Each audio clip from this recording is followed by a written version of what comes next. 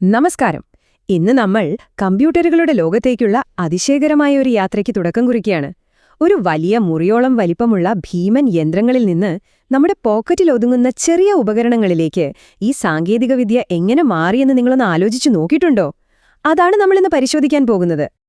ആദ്യം തന്നെ വളരെ ലളിതമായ ഒരു ചോദ്യം നിങ്ങളോട് ചോദിക്കട്ടെ.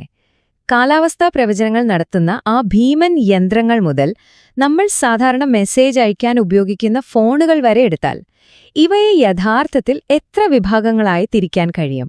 എന്തെങ്കിലും ഊഹമുണ്ടോ? ഇതിനുള്ള ഉത്തരം കണ്ടെത്താൻ സൂപ്പർ കമ്പ്യൂട്ടറുകൾ എന്ന അധികായന്മാരിൽ തുടങ്ങി നമ്മുടെയൊക്കെ കയ്യിലിരിക്കുന്ന ചെറിയ ഉപകരണങ്ങളിൽ വരെ എത്തിനിൽക്കുന്ന ഒരു യാത്രയാണ് നാം ഇന്ന് ചെയ്യുന്നത്. അപ്പോൾ നമുക്ക് ഏറ്റവും അടിസ്ഥാനപരമായ കാര്യങ്ങളിൽ നിന്ന് തന്നെ തുടങ്ങാം. ഏറ്റവും കൗതുകകരമായ കാര്യം എന്താണെന്ന് വെച്ചാൽ, ലോകത്തെ ഏത് കമ്പ്യൂട്ടർ എടുത്താലും അത് പ്രധാനമായും 5 വിഭാഗങ്ങളിലൊന്നിൽ ഉൾപ്പെട്ടേ മതിയാകൂ. സൂപ്പർ കമ്പ്യൂട്ടറുകൾ, മെയിൻ ഫ്രെയിം, മിനി, മൈക്രോ, പിന്നെ പോർട്ടബിൾ എന്നിങ്ങനെ കരുത്തിന്റെയും വലിപ്പത്തിന്റെയും കൃത്യമായ ഒരു ശ്രേണിയാണിത്. ഇനി ഇതില് ഏറ്റവും വലിയ ആളുകളെ, അതായത് സൂപ്പർ കമ്പ്യൂട്ടറുകളെ പരിചയപ്പെടാം. ഇവരാണ് കണക്കുകൂട്ടലുകളിലെ യഥാർത്ഥ അധികായന്മാർ.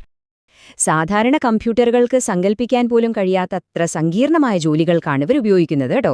എണ്ണ പര്യവേക്ഷണം, ബഹിരാകാശ ഗവേഷണം, അതുപോലെ ഭൂമിയുടെ ഘടന പഠിക്കുന്ന ജിയോളജി തുടങ്ങിയ ഭീമാകാരമായ ദൗത്യങ്ങളാണ് ഈ യന്ത്രങ്ങൾ വളരെ നിസ്സാരമായി ഏറ്റെടുക്കുന്നത്. പക്ഷേ ഇവയുടെ ഈ അമ്പരപ്പിക്കുന്ന വേഗത എങ്ങനെയാണ് നമ്മൾ അളക്കുക? അവിടെയാണ് ഫ്ലോപ്സ് അഥവാ floating point operations per second എന്ന് പറയുന്നത്.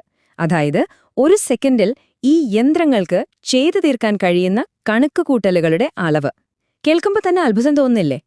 ചരിത്രം പരിശോധിച്ചാൽ ലോകത്തിലെ ആദ്യത്തെ സൂപ്പർ കമ്പ്യൂട്ടറായ CDC 6600ൽ നിന്ന് തുടങ്ങി ഇന്ന് ലോകത്തിലെ ഏറ്റവും വേഗതയേറിയ അമേരിക്കയുടെ ഫ്രോണ്ടിയർ വരെ എത്തിനിൽക്കുന്നു ആ വലിയ വളർച്ച.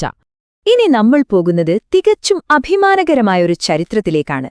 സൂപ്പർ കമ്പ്യൂട്ടിംഗ് ലോകത്ത് നമ്മുടെ ഇന്ത്യ കൈവരിച്ച അതിവേഗത്തിലുള്ള വളർച്ചയെക്കുറിച്ചാണ്. 1988ൽ പൂനെയിൽ CDAC സ്ഥാപിച്ചതിലൂടെയാണ് ഇന്ത്യയുടെ ഈ വലിയ മുന്നേറ്റം ആരംഭിക്കുന്നത്. അവിടെ നിന്നാണ് ഇന്ത്യയുടെ ആദ്യ സൂപ്പർ കമ്പ്യൂട്ടറായ പരം 8000 പിറവിയെടുത്തത്.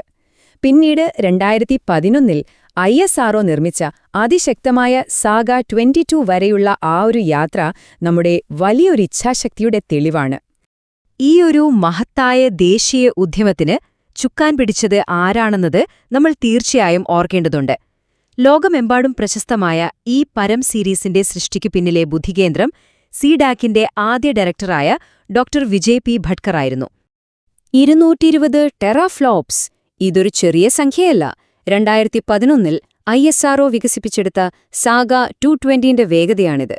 ബഹിരാകാശ ഗവേഷണങ്ങൾക്കായി നിർമ്മിച്ച ഈ യന്ത്രം വെറുമൊരു നിമിഷം കൊണ്ട് ചെയ്തു തീർക്കുന്ന ജോലികൾ മനുഷ്യർക്ക് ശരിക്കും സങ്കല്പിക്കാൻ പോലും പ്രയാസമാണ്. അതുമാത്രവുമല്ല, ഇന്ന് ഇന്ത്യയ്ക്ക് സ്വന്തമായി അതിശക്തരായ സൂപ്പർ കമ്പ്യൂട്ടറുകളുടെ ഒരു വലിയ നിര തന്നെയുണ്ട്. നിലവിലെ ഏറ്റവും വേഗതയേറിയ പരംസിദ്ധി AI, രണ്ടാമതുള്ള പ്രത്യുഷ്, ബാർക്ക് നിർമ്മിച്ച അനുപം എന്നിവയൊക്കെ ഇതിൽ ചിലതും മാത്രമാണ്. ഏക, കബ്രു, ബ്ലൂജീൻ എന്നിവയും ഈ ഒരു അഭിമാനകരമായ പട്ടികയിലുണ്ട്. ബഹിരാകാശവും കമ്പ്യൂട്ടിംഗും തമ്മിലുള്ള ബന്ധത്തിന്റെ വളരെ ഹൃദയസ്പർശിയായ മറ്റൊരുദാഹരണം കൂടിയുണ്ട്. നാസ അവരുടെ ആൾട്ടിക്സ് എന്ന സൂപ്പർ കമ്പ്യൂട്ടറിന് ഇന്ത്യയുടെ സ്വന്തം കൽപ്പന ചൗളയോടുള്ള ആദരസൂചകമായി KC എന്നാണ് പേരിട്ടത്. ഇത് നമുക്കൊക്കെ വലിയൊരു അഭിമാനമാണല്ലേ? ശരി, ബഹിരാകാശ ഗവേഷണങ്ങളിൽ നിന്ന് കുറച്ചൊന്ന് താഴെ ഇറങ്ങി വൻകിട ബിസിനസ്സുകളുടെ ലോകത്തെ മെയിൻ ഫ്രെയിം മിനി കമ്പ്യൂട്ടറുകളിലേക്ക് നമുക്കൊന്ന് വരാം. ഇവ രണ്ടും തമ്മിലുള്ള വ്യത്യാസം വളരെ വ്യക്തമാണ്.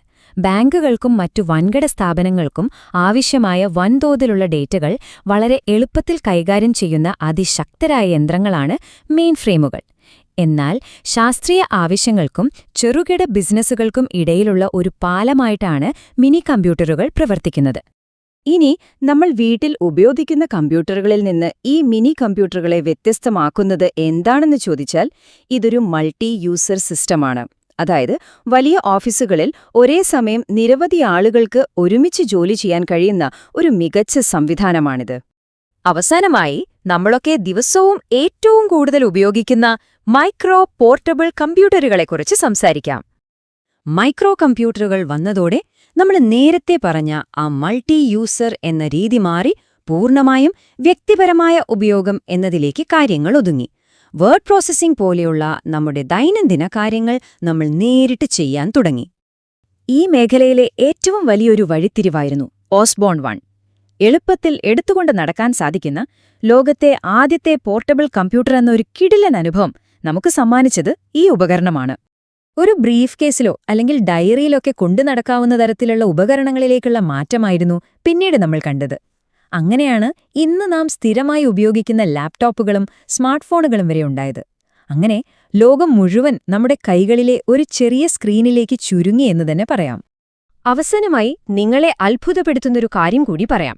ദശാബ്ദങ്ങൾക്ക് മുൻപുള്ള ആ വലിയ ഭീമൻ സൂപ്പർ കമ്പ്യൂട്ടറുകളുടെ അതേ കരുത്ത് ഇന്ന് നിങ്ങളുടെ പോക്കറ്റിലെ മൊബൈൽ ഫോണുകൾക്കുണ്ട്.